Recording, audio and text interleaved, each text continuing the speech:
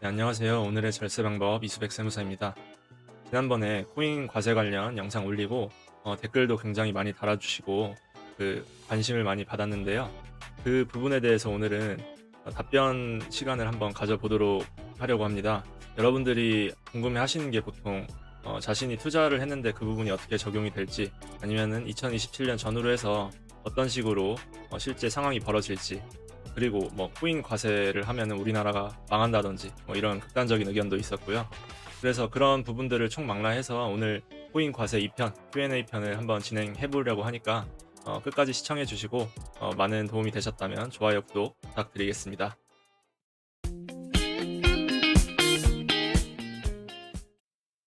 네, 일단 첫 번째로는 해외 금융계좌 신고 의무 관련해서 먼저 가져와 봤는데요. 이 부분은 현재도 적용되는 부분이기 때문에 제일 중요해서 먼저 가져와 봤습니다. 이 부분이 지금 여쭤보신 거는 현재도 해외 거래소 시드 합계가 매달 말일 기준 5천만 원 이상이면 국세청에 신고를 해야 하는지 여쭤보셨는데, 5천만 원이 아니라 우선 5억 원입니다. 이 5억 원 이상, 매달 말일 기준 5억 원 이상이면 국세청에 신고를 해야 되고요. 지금 해외 금융계좌 신고 의무는 과거에는 현금이나 주식 계좌만 해당이 됐는데, 이제는 이제 가상계좌도 가상자산 계좌도 반드시 신고를 해야 되고, 매월 말일 중 어느 하루라도 5억 원 이상이라는 거는 1월 31일, 2월 28일, 3월 31일, 4월 30일 이런 식으로 매월 말일 딱 하루씩 12번이겠죠. 12번을 봤을 때 5억 원을 초과하는 게 하루라도 있으면은 12번 중 하루라도 있으면 그 계좌를 가지신 분들은 꼭 해외 금융계좌 신고를 하셔야 된다는 겁니다. 이 신고를 안 하게 되면은 미신고 금액의 10%, 최대 10억 원까지 부과가 되니까 굉장히 주의하셔야 되는 부분이고, 이것보다 더 이제 주의하셔야 되는 거는 자금 출처 소명을 만약 못할 경우에 또 10%의 과태료가 추가로 부과가 될 수 있다는 점입니다. 50억 원 초과가 되어서 있는데 미신고를 했을 경우에는 형사처벌까지 갈 수 있고요. 그래서 꼭 반드시 해외 코인 투자자분들은 이 5억 원 기준을 넘으실 경우에 근처 세무법인이나 세무사분들 찾아가셔서 자신 신고해야 된다는 부분을 말씀드리고 도움을 받으시길 바라겠습니다. 네, 두 번째로는 이제 디파이를 통한 스테이킹, 이자 수익이죠. 일반적으로 과세를 어떻게 하는지 여쭤보신 분들이 꽤 많았고, 그리고 펀딩비, 선물 거래할 때, 뭐 롱이나 숏 잡을 때 펀딩비가 붙거나 내야 되는 부분이 있죠. 이 부분하고 또 이제 선물 거래 시에 선물 매매 차익에 대해서 어떻게 과세되는지 많이들 궁금해 하셨습니다. 그래서 이 부분들은 일단 스테이킹 디파이부터 먼저 말씀을 드리면은, 스테이킹이나 이제 디파이 어닝 같은 경우에 원금에 대해서 은행에 넣고 이자 배당을 받는 구조와 똑같죠. 그래서 이 부분은 일단 나중에 가서는 이자나 배당 소득으로 과세가 될 수도 있지만, 초기에는 기타 소득으로 매매 차익하고 같은 방식으로 부과가 될 수도 있을 것이라는 생각입니다. 왜냐하면은 일단 지금 소득세법상으로는 열거주의를 택하고 있는데, 소득세법에 열거된 부분만 과세를 한다고 생각을 하시면 됩니다. 그래서 이 부분이 기타 소득으로 매매 차익에 대해서 2027년부터 열거가 될 거기 때문에, 이 디파이 어닝에 대해서 그러니까 취득가액이 없는 거죠. 취득가액이 0이고 이제 차익이 그 어닝 부분에 대해서 전체, 그러니까 어닝 전체에 대해서 매매 차익으로 봐서 기타 소득으로 과세할 가능성이 높지 않나 현재로서는 그렇게 생각을 하고 있습니다. 그래도 이제 2027년까지 지켜는 봐야겠죠. 그 다음으로 이제 펀딩비는 일단 무기한 선물 거래 시스템은 어떤 다른 시스템에는 없는 부분인데 그 코인 거래에서만 있죠. 그래서 이 부분 때문에 8시간 정도마다 정산되는 개념에서 이제 붙는, 뭐 지급하거나 지급받는 그런 개념이라고 생각을 하시면 되는데, 이 부분도 현재 세법에서 열거주의를 택하고 있는데 열거가 안 되어 있기 때문에, 그리고 개정 안에도 열거가 안 되어 있습니다. 그래서 딱히 뭐 과세가 어떻게 된다기보다는 제가 봤을 때는 매매 차익, 그 코인 선물 거래 할 때 선물 매매 차익에 대해서 어, 붙어가지고 같이 과세가 되지 않을까 생각을 하고 있습니다. 현재로서는 어떻게 열거가 되어 있다거나 이런 부분이 없으니까 과세는 안 된다고 생각을 하시면 되고, 추후에 선물 거래가 훨씬 더 활성화돼서 선물에 대해서 과세를 하게 되면은 그때 선물 매매 차익에 붙여서 과세를 할 것이다, 이렇게 생각을 하시면 되겠습니다. 이제 마지막으로 코인 선물 과세는 그럼 어떻게 될 것인가? 이 부분도 마찬가지로 현재 열거가 안 돼 있기 때문에 과세되지는 않습니다. 근데 이제 앞으로 어떤 식으로 법이 만들어질 것인가 예상을 해보자면은 지금 현물 그 코인 매매 차익에 대해서는 22% 분리과세를 하고 250만 원 공제를 해주죠. 이 방식이 양도소득세 과세 방식이랑 똑같습니다. 양도소득세법상 해외주식 과세 방식이랑 똑같기 때문에 선물 거래도 이 파생상품, 그러니까 기존에 있었던 파생상품 거래와 비슷하게 그 과세 세율이나 이제 공제액이 진행되게 될 가능성이 높은데, 그렇게 된다고 한다면 지금 양도소득세 파생상품 세율이 11%입니다. 지방세 포함해서 11%고 거기서 250만 원을 공제해주기 때문에 그 11%에 250만 원 공제 이런 방식으로 생기지 않을까 싶습니다. 세목은 뭐 기타 소득으로 생길 수 있고 분리과세 되겠죠. 그러니까 비슷하게 그렇게 만들어질 수도 있다 이렇게 생각을 하시면 되겠습니다. 아직 만들어진 건 아니니까 2027년부터 바로 과세된다거나 이런 부분을 아니라고 생각하시면 되겠습니다.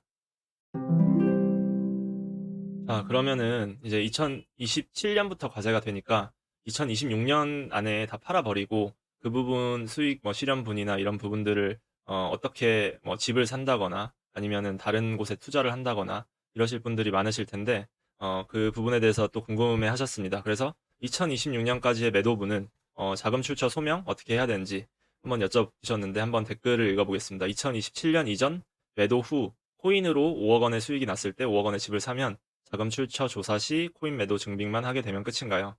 5억 원에 대한 또 다른 세금 같은 건 없겠죠? 2027년 이전 기준으로요.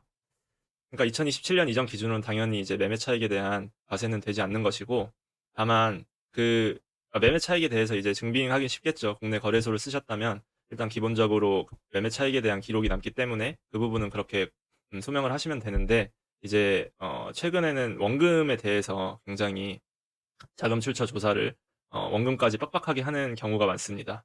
그래서 세금은 없더라도 이제 어떤 특히 부동산 같은 거를 살 만큼 많이 버셨다고 했을 때는 그 원금에 대해서 증여를 받았는지, 증여받은 부분 증여세 신고하셨는지, 아니면은 어떤 자신이 또 다른 투자 수익으로 발생한 부분이라면은 그런 부분들 다 소명 자료를 준비를 해 놓으셔야 됩니다. 그렇게 생각을 하시면 되고요. 네, 그리고 그 다음 질문. 2026년 말 시가라는 게 12월 달 평균 시가인가요?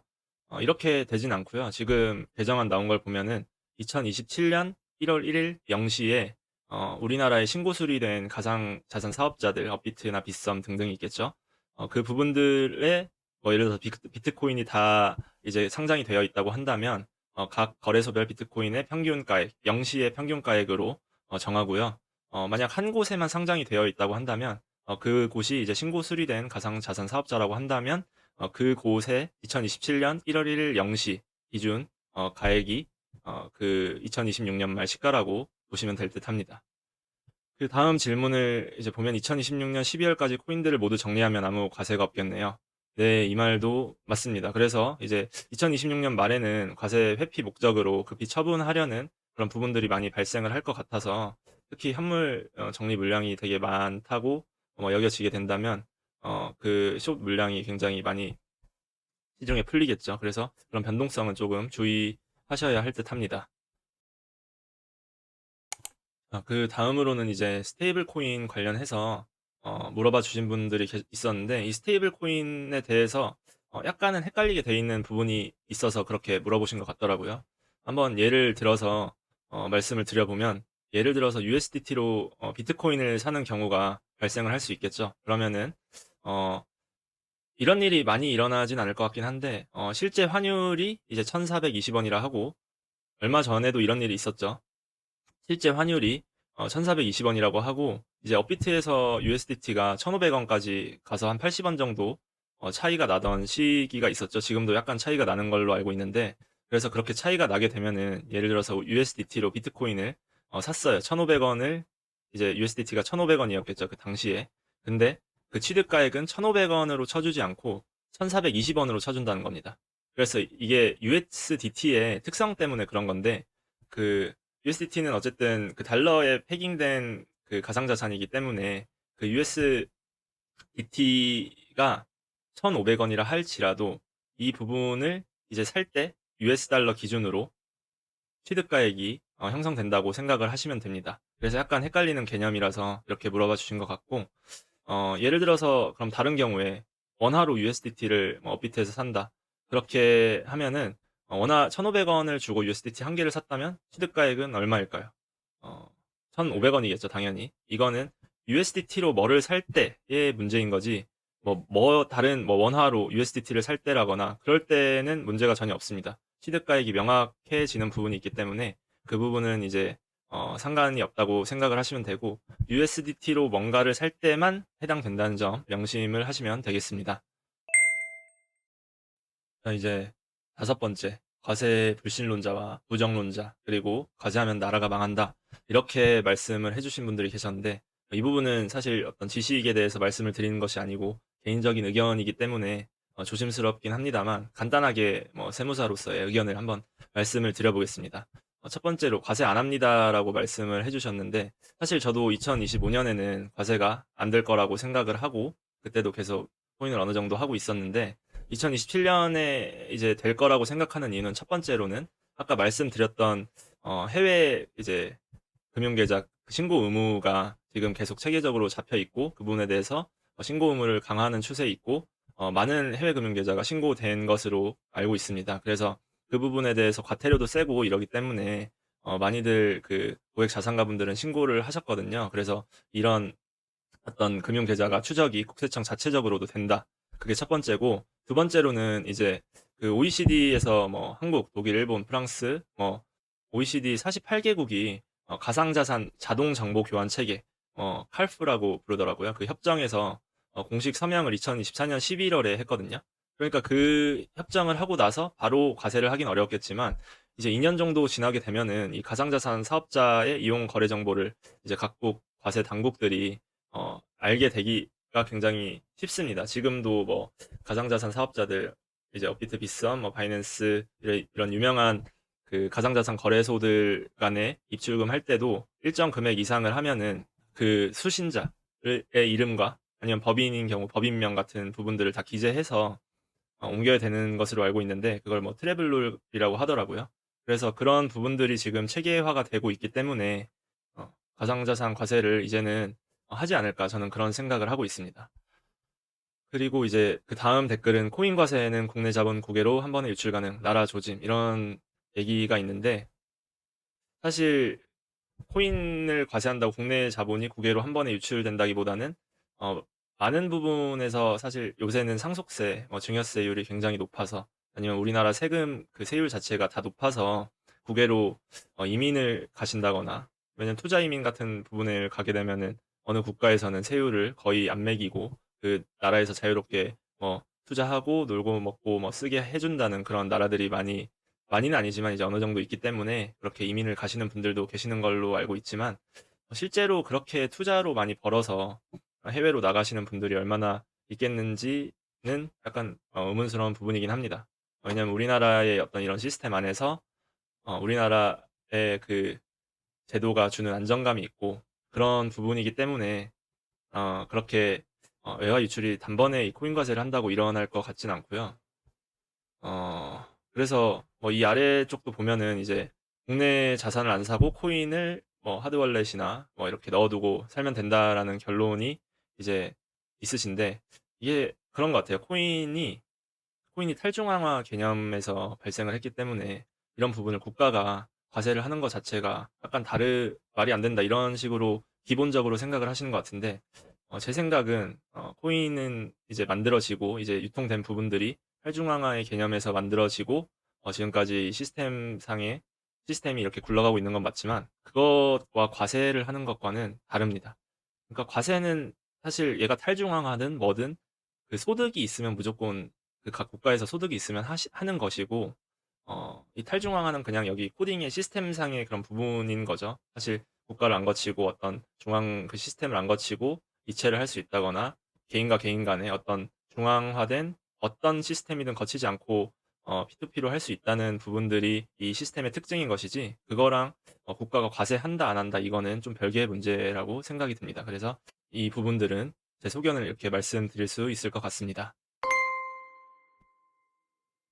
그럼 여섯 번째로, 코인을 지불순환으로 쓸 때 과세 어떻게 될 것인가?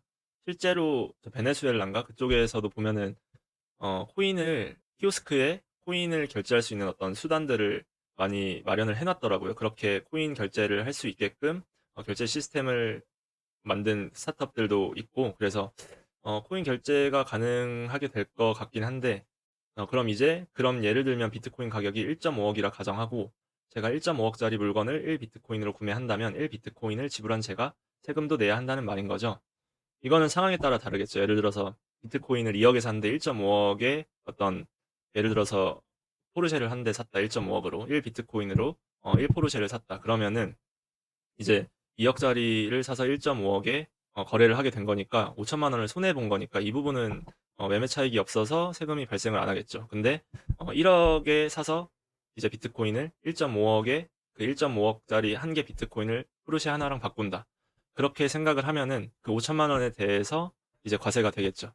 이 부분은 지금도 그 양도소득세에서 부동산끼리 교환을 하게 되면은 이 부동산 끼리 교환을 하게 될 때, 예를 들어서 뭐 10억에 산 부동산을 15억에 어떤 다른 부동산과 교환을 한다. 그럼 5억에 대해서 매매 차익 양도소득세 신고를 해야 되는 거예요. 그래서 그러니까 이 부분은 좀 당연한 부분이라 그 교환에 대해서는 과세가 된다고 생각을 하시면 됩니다. 이 부분이 화폐로서 지불을 하는 게 아니라 자산과 자산을 교환하는 그런 개념이라고 생각을 하시면 되겠습니다. 그래서 코인 직불 카드 나옴, 거래소에 두지 말고 월렛에 코인 그냥 두면 됨. 어쨌든 이런 부분들도 직불 카드 나올 수 있죠, 당연히. 그래도 그 과세 체계가 만들어지기 전까지 직불 카드가 나올까 이런 생각은 듭니다. 일단 어떤 그 금융상의 그 신용카드든 직불 카드든 그런 허가가 떨어지려면 아마 그 세무적으로 세법적으로 그 시스템이 완비가 되어야 그 카드사에서도 직불 카드가 나올 거예요. 그래서 그 부분이 완비된 후에 이런 부분들은 충분히 상용화 될 수 있다고 생각을 하고 있습니다.